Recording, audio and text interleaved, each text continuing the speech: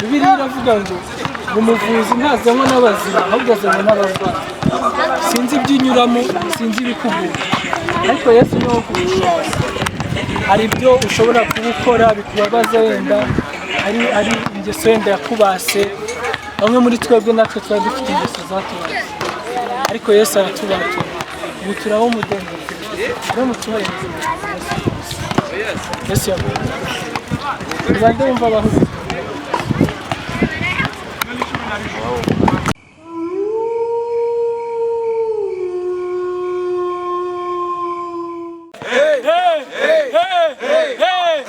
Witness Jesus, Jesus, Jesus. Shalom shalom, tubaye ikaze hano mu Busanza mu gikorwa cya Sports Evangelism twajemo. Nizere ko mumeze neza, nizere ko amahoro y'Imana kibanye namwe. Ndi kumwe n'abagenzi banjye twaze muri iki gikorwa kugira ngo mbacire. Mumeze neza? Yego tumeze neza, turashima. Amakuru yanyu? Kuri ni meza. Namwe mumeze neza? Natwe tumeze neza, turashima Imana, twishimiye kubana namwe. Amen. Natwe nuko nguko. Na mugenzi wawe twamwakiriye. Nanjye ndabasuhuje. Tumeze neza? Tumeze neza. Natangira mutwibwira kugira ngo tuganire tuziranye. Nitwa Green London Shingiro. Nanjye ndi muri Evangelism ya Zion Temple muri teenagers. Okay. Urakoze gukurikirana ibikorwa bya channel yacu. Ntekereza atari ubwa mbere, ariko nitwa Rukundo Don Divin. Turi mu ivugabutumwa rya siporo. Imana ivuga umugisha. Don Divin umeze neza? Ni sawa cyane. Muri background abantu bari kubonamo yuko hari igikorwa cya basket umukino uri kubera inyuma yacu twajemo. Ese bisobanuye iki kuri mwebwe kuba muza mu gikorwa nk'iki ngiki cya ni gute siporo n'ivugabutumwa mu bihuza? Murakoze. Bisobanuye byinshi cyane kuri twebwe. Ni amahirwe Imana ibiduhaye kugira ngo tuyikorere. Yesu yaduhamagariye kuvuga ubutumwa hanze y'itorero. So ni hano ngaha tubasha guhurira n'abandi n'urundi rubyiruko ahari aho rutari rwagira imbaraga zo kuza mu rusengero, bikaba ngombwa ko tubasanga aho bari. Abantu ariko bamenyereye yuko ibintu by'ivugabutumwa n'ibyo mu rusengero, mubazane mu giterane mu makrusade n'iki, ariko ibintu bya basket bari bavuga ati ni ibipagani. Ibyo ni ikinyoma cyo kugira ngo Satani akomeze anyage abo atwaje igitugu. Naho ubundi ivugabutumwa ni ugusanga abantu aho baherereye. Yesu yajyaga abasanga mu masinagogi, akabasanga mu masoko. Intego ari kugira ngo bavuge ubutumwa. Natwe nicyo gikorwa cyatuzanye. Rero muri make ku kibazo mwari mumbaje n'ubuntu budasanzwe. Murakoze. So London, izina ryawe ndivuze neza? Bisobanuye iki kuri wowe kuba mu gihe nk'iki urubyiruko rwinshi ruri mu bintu bitandukanye, bamwe bari muri drugs, abandi bafite addiction zitandukanye, ariko ukavuga ati njyewe mpisemo guharuka ngo mpamye Kristo muri iki gihe, bisobanuye iki kuri wowe? Urakoze. Umujene igihe turimo cyo kuba turi abajene nicyo gihe mu buzima umuntu aba afite imbaraga. Yego. So rero imbaraga ufite aho uzinvestinze niho nyine result iboneka. Ntuzinvestinga mu kunywa ibiyobyabwenge ugera kuri 40s. Abongereza baravuga ngo fully at 40 stays fully. Yeah, sure. Iyo imyaka 40 yuzuye uri mu bintu bidatwitse birakugora cyane. So rero kuba umukristo uri umujene biragufasha cyane. Imana igufasha kumenya purpose yawe ukiri umujene. Urumva ugera mu myaka yegeye hejuru. Warabanye n'Imana cyane kandi irakoriyanta mu bintu bitandukanye. Abajene dukunze kugira confusion mu mahitamo tugira, ariko iyo uri kumwe na Kristo iteka nyine akuyobora mu mahitamo ukora. Iyo Kristo mugize uwa mbere, ibyawe nabyo abigira ibya mbere bikagenda neza. Amen. So dubona mu myaka yatambutse, mu myaka wenda itari myinshi cyane ishize, hari ukuntu umuntu yamaraga kwakira Kristo, niba aragufite tala runaka, ukina umupira, ukina basket cyangwa uririmba bitaga byose uvuga ati ni iby'abapagani, ni iki murabizi namwe none ni iki cyahindutse? Ni gute n'urubyiruko rw'urwato oya dushobora gukora siporo tukavuga ubutumwa, dushobora kujyana ubutumwa bwiza tujyanye na siporo kugira ngo ba bantu babyumve? Ni iki kiri guhinduka? Ibintu byose ni imyumvire. Mu gihe cyashize hari n'igihe umuntu yabaga asenga ariko ugasanga wenda akunze basket cyane, ugasanga iramutwaye.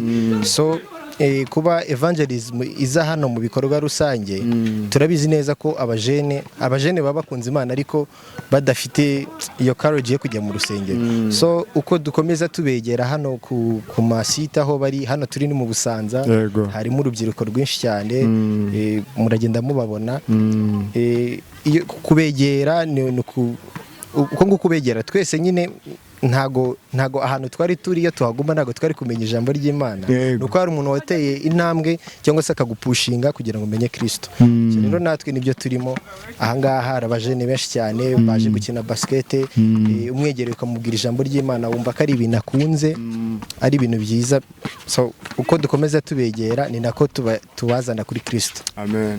Don Dive, yego ni urukundo rwa Yesu rungana iki muri ku buryo ugomba kurusangiza abandi, kubera ko ntekereza ko kugira ngo umuntu agire umurava wo guhaguruka ku myaka yacu cyangwa n'abandi batureba uhite ngiye guhamya Kristo ntago ari ibintu byoroshye. Byagenze bite? Ni iki kigusunika kugira ngo uvuge ibyo ari byo byose ngewe mu bindi byose nakabaye nkora nkwirwa nkahamya Kristo mu bajene mu rungano rwanjye? Murakoze, nkuko mubivuze rwose kugira ngo tuze hano nuko hari byinshi tuba dufite byari kuduhuza, twari kuba dufite biri mu nshingano mu buzima bwacu busanzwe, ariko tugomba gushaka ubwami bw'Imana. Paulo yaravuze ngo urukundo ruramata, urukundo rwa Kristo ruramata. Ni mu rukundo tubona imbaraga zidutera ziduhata kuza kubwira abandi. Rero urukundo rwa Kristo rufatikanyije n'impano Kristo yagiye aduha ziri ku ruhande nko gukina basket, tuba twaratangiye tukiri batoya, mu myaka yacu mikeya twakinaga basket. Byose rero iyo Imana iguhaye imbaraga ikaguha urwo rukundo, ikaguha no kuba ufite umukino ukunda cyangwa se hari ibindi ufitemo passion, iyo biteranyije byose bibyara umusaruro mwiza uzana benshi kuri Kristo. Rero nkuko warubimbajije, ni urukundo rwa Kristo ruduhata rukatubuza amahwemo, katubwira ati ibyo mwahawe mwe kubyigumanamo. Sinzi niba mwibuka inkuru y'ababembe, mu gihe hari intambara ngo barangije ngo baragenda ngo basanga cya Elisa ngo basanga ibiryo ni byinshi cyane, ngo mu mutima wabo birabananira ko bakihangana, bagenda babwira abandi mu midugudu. Ni nk'uko nguko natwe twabonye ibyiza biri muri Kristo, twumva twabwira n'abandi ati muze hari ahantu twabonye ibyiza, ntabwo twareka kubabwira. So London, ni uwuhe musaruro witeze muri iki gikorwa twajemo? Byari byose twese twaturusana batandukanye, ariko umutima wacu ntabwo uri mu gukina cyane nubwo ari byiza, ariko twese turifuza ngo ibisarurwa ni byinshi abasaruzi ni bake. Uhagaze hano nk'umukinnyi ariko w'umusaruzi, so ni iki expectations ufite nizo uvuga ati nk'umusaruzi, nk'umuntu waje gukina basket ariko nje gusarura, waje nk'umuvugabutumwa, ni iki witeze ko dushobora gukura hano tukakigomorera Kristo uyu munsi? Yego, dukoresheje talent hano dufite, turi kwa attracting abantu bakaza kureba match. Urumva n'umuntu turi gukinana hano uba ufite ukuntu wiyumvanyemo nawe. So at the end turabegera tukubwira ati burya nubwo ubona turi gukina basket gutya nkawe, turi committed nkawe, hari umugabo twamenye waduhinduriye ubuzima. So rero nawe aravuga ati birashoboka, aravuga ati bya bintu nyine ntabwo ari by'abantu runaka.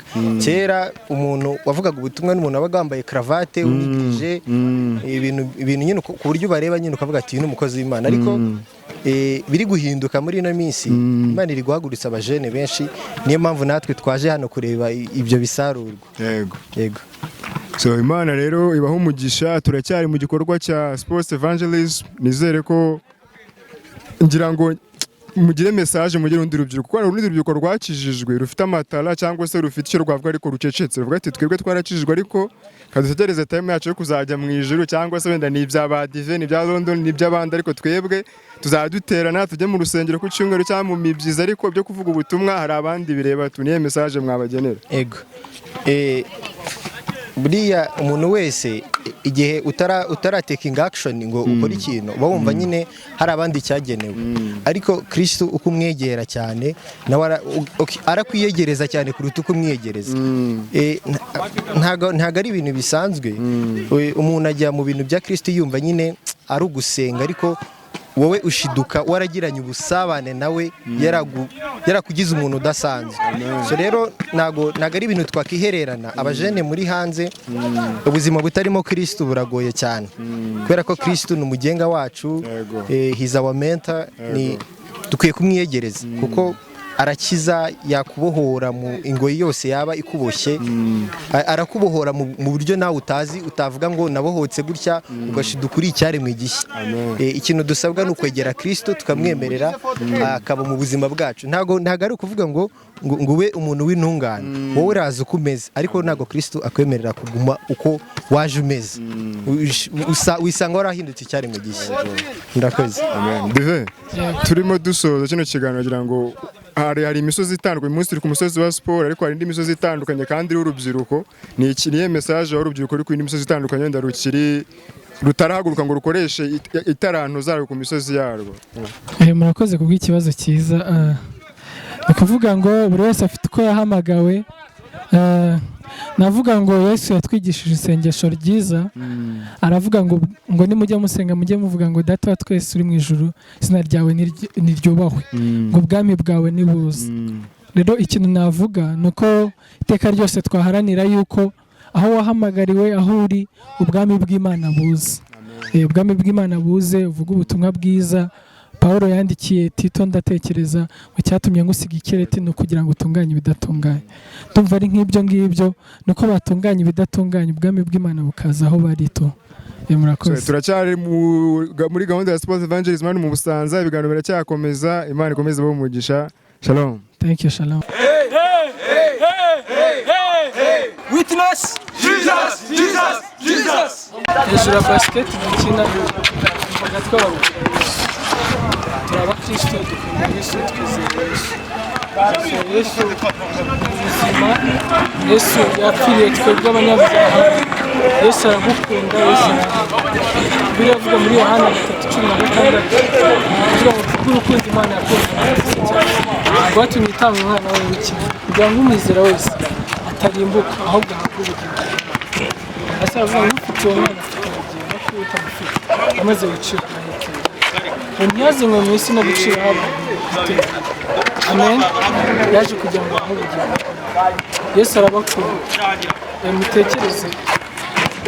Mutekereze kuri sibyo, mutekereze umuntu arimo imbere mu muryango mu nzu, nawe uri hanze, umuntu agakoma, mwabasha kuganira. Umwe ari imbere, wowe uri hanze. Mvuze nawe ukavuga uri hanze, mwakumvikana. Ariko se mwasuhuza, mwahobera nafite, wamenya ko yishimye se. Ni nk'uko bimeze. Yesu aravuga ngo mpagaze ku rugi ndakoma, umuntu niyemera agakingura ndaza mbane nawe. Amen. Uyu munsi Yesu ashaka ko mutari bugura amaso ku maso, ariko yohereje kugira ngo hari n'ikingure umuryango. Nivuga ngo umuryango w'umutima wawe. Natwe dufite igihe twamuhaye ubuzima bwacu, atubera umwami kandi atwikiza. Uyu munsi dufata icyo cyemezo. Yesu akavuga ubuzima bufite intego, ubuzima nyabuzima. Amen. Ese murumva mwaha ubuzima bwanyu Yesu ko ariwo mwanzuro mwiza ubaho?